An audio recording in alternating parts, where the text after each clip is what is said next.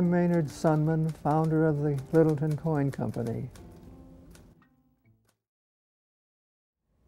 My mother had a lady that did housework for her, so I knew the son. Billy was Billy Potter. And one Saturday, I was invited to, my folks dropped me off, or my father did, at their place. He brought out a stamp collection, which I had never seen. I was absolutely astonished when I saw that collection. I'd say, where'd you get them?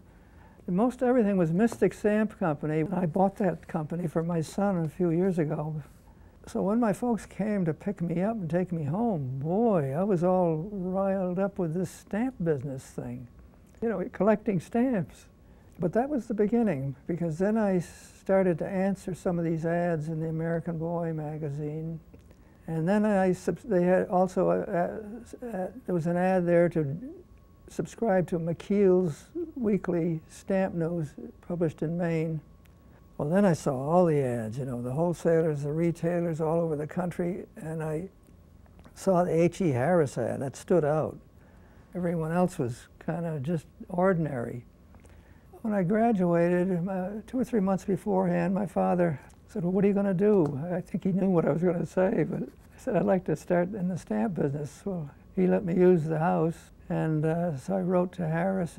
I wrote and asked them if I could start for $400. I got a long letter back, naturally saying yes.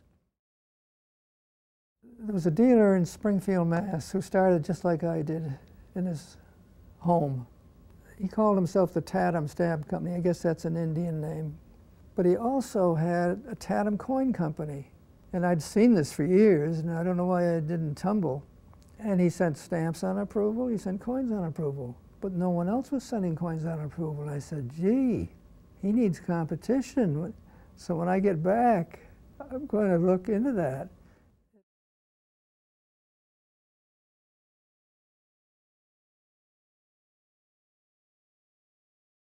I was stationed in the States here for 2 years, and then overseas for 2 years. And one day I got talking with Fran Haley from Lancaster about my plans. And of course, right away he sold me on Lancaster. Didn't bother to worry about Vermont or Maine. And my wife was a dress buyer in New York for a Connecticut dress shop. She talked to 2 dress salesmen and said, where would you go? 2 places, Littleton and Keene. Well, naturally, Littleton was right. She got on the train and came up here. She'd snooped around, and right across from the post office. It's a rooming house there, and we were lucky to get a bedroom with a sink. The lady that was running the show with this rooming house knew all about the town, and she knew Harold Edson owned the Depot store, and he was an officer in the Saranac Glove. And he owned this opera block. So got a hold of him, and it was wonderful because he got a big boot out of it. He said, I said, I can't rent anything on this 2nd floor unless I have an option on the top floor. And Mr. Harris had said, don't pay more than 50 cents a square foot. And that was a new one on him. But he went right along because he just loved the whole thing. So we got started where the 2 rooms where the radio station is now, I believe that's where they were.